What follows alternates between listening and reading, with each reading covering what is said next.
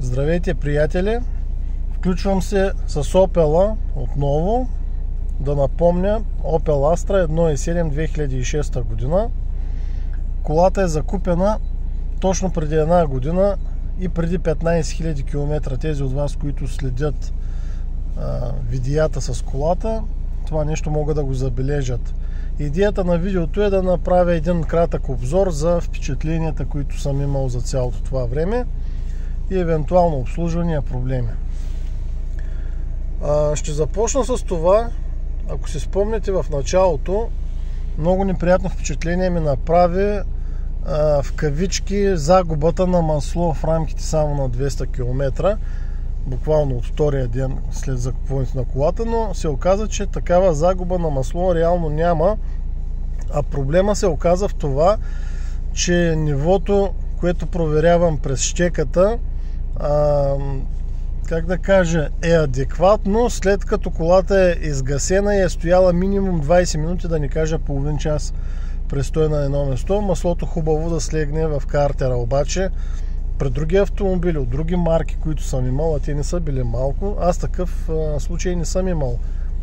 Гасиш двигателя и 5 минути са достатъчни, за да провериш нивото на маслото, но тук при този двигател това със сигурност, казвам категорично, не е така. И човек може да се заблуди поради тая причина, да долее буквално 1 литър масло и да кара с много масло в двигателя, което също не е хубаво.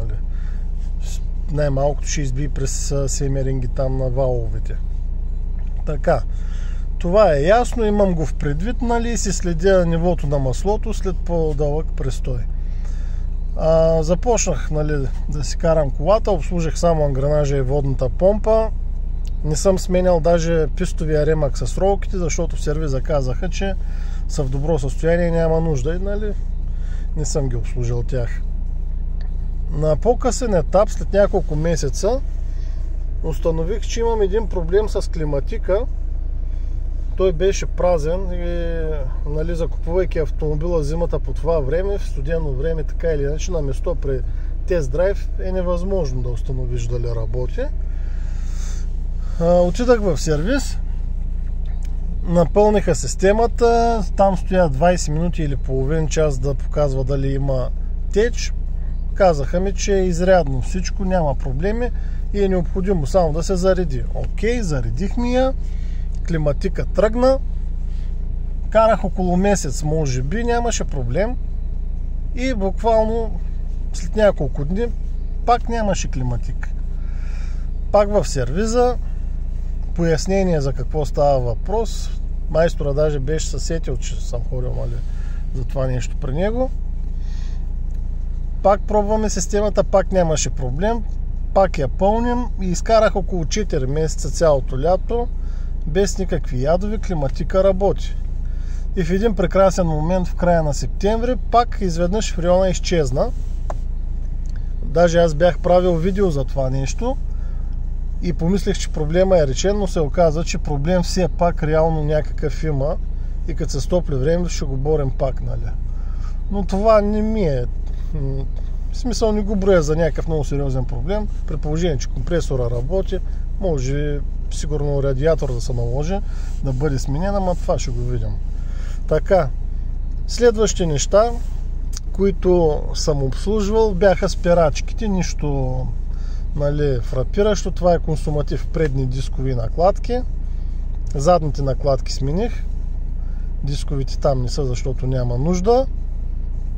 И тук буквално преди 3 месеца, преди нова година, при стартиране на двигателя, стартера, когато въртиш, запали и едно такова специфичен звук, като стържене се усеща, когато тръгне да заминава стартера.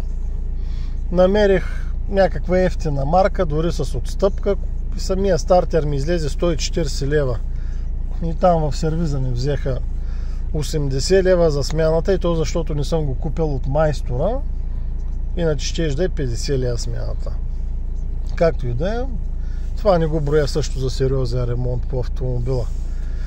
Иначе, като съединител, турбо, скорости, самия двигател, нали, дюзи, каквато и да е периферия друга по колата. Проблеми, щях да кажа няма, но имаше един малък проблем, сега ще го обясня, но тези неща, които изброих до момента, са без забележка и съм доволен от колата. Спокоен съм, когато пътувам, разчитам на нея, че е надежна и нямам грижи. Тоест, аз за една година грубо ангренажа ми излезе точно 300 лева. С труда ползвам много сериозни отстъпки тук от един сервис. Няма да му правя реклама, защото пък знаете са сервизите как едни са доволни, други ги плюят. Така, 300 лева ангренажа.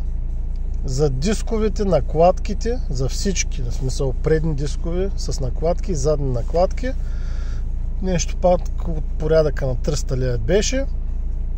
И споменах за стартера, там с труда и с закупуването 220, да кажем, че станаха 800 и няколко лева и ни маркучета тук, които влизат от охладителната система вътре към парното, два маркуча, смених и тях. Значи, общо взето за поддръжка на колата, за консумативи, съм дал около 1000 лева за една година и 15 000 км. Това говорим, нали, за първоначално обслужване на автомобил, който е закупен. Не говорим, нали, че нещо се е счупело, че е трябвало спешен ремонт, защото колата няма да се движи. Това е, нали, различно.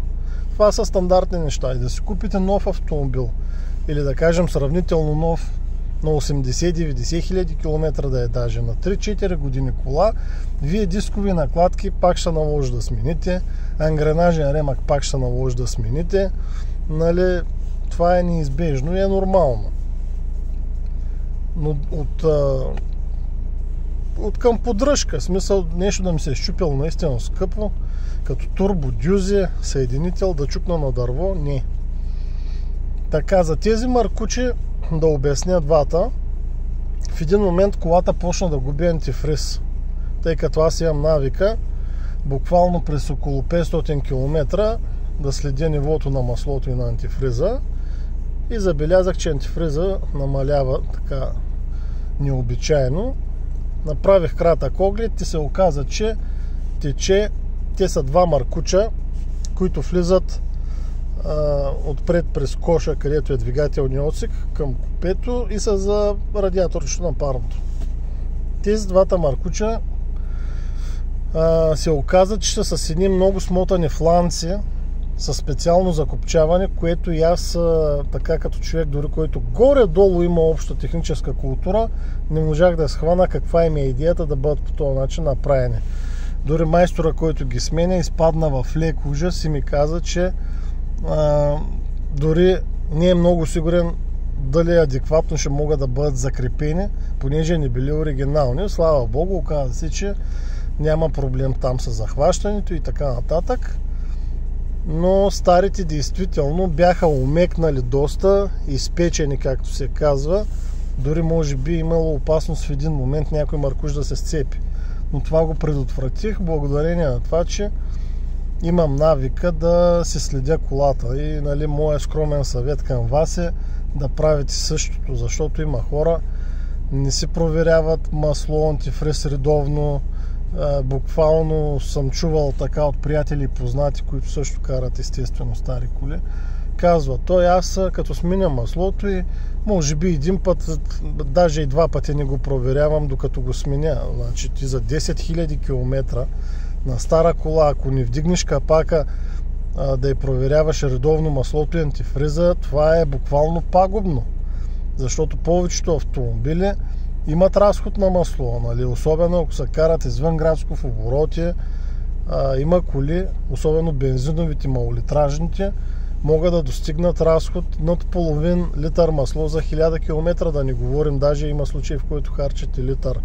И тая кола, ако ти не вдигаш капака 5-6 хиляди км, тя ще остане без масло и съответно ще се счупи, нали? Това е ясно.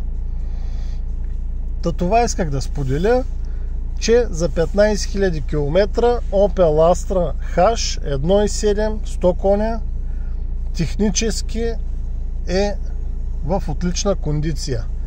Обслужване на консумативи, които са нормални неща.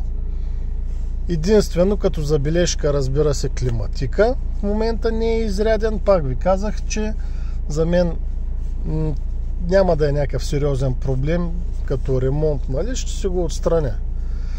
Така че все пак стар автомобил, най-важното е човек да може като запали и тръгне да знае, че колата върви, ще свърши работа. Друго няма за момента. Тези от вас, които следят видеята, знаят, че караме мотор. Чакам времето да се стопли вече по-нататък след месец, март месец, и почваме да се занимаваме и с мотора. Там има някои неща, които съм ги коментирал. По-нататък се включа пак. Всичко добро ви желая, колеги, живи и здрави да сте!